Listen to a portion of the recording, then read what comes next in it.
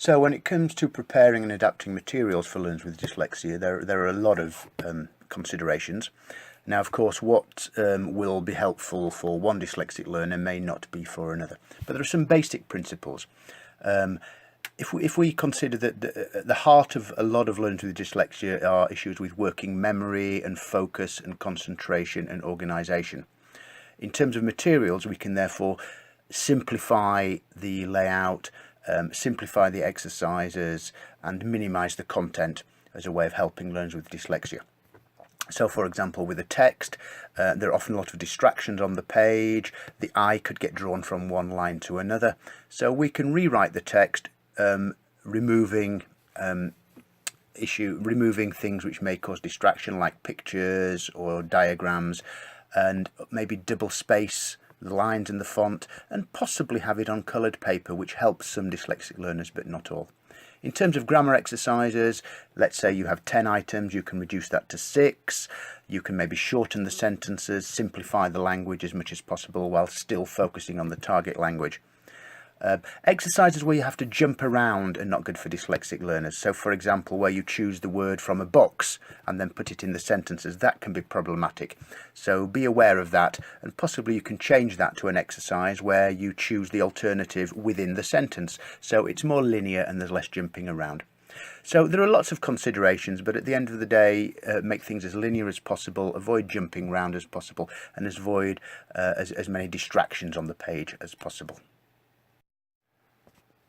So in terms of considerations for a dyslexic learner when you're actually teaching, it's based on the same ideas in my previous answer about materials, that it's working memory and focus and attention are perhaps the key issues.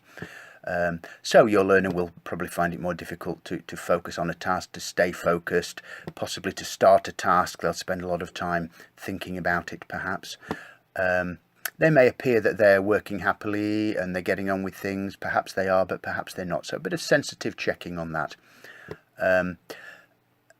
Dyslexic learners may find it difficult to copy things off the whiteboard, for example. So maybe you can produce a handout for that.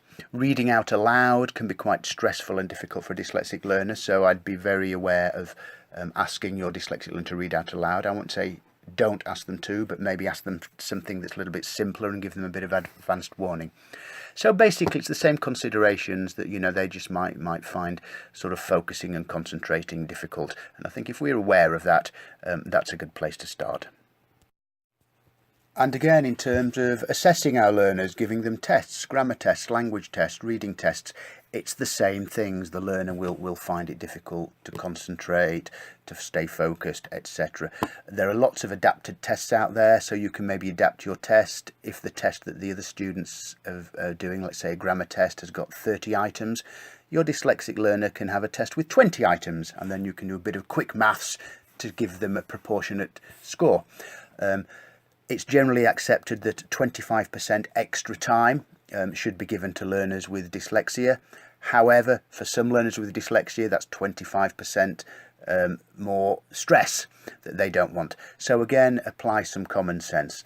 But I think, like the principles with materials, be aware that they have focus issues, attention issues, difficulty reading and writing, and so reduce the amount that they have to do and maybe give them more time. And be very supportive and encouraging as much as possible.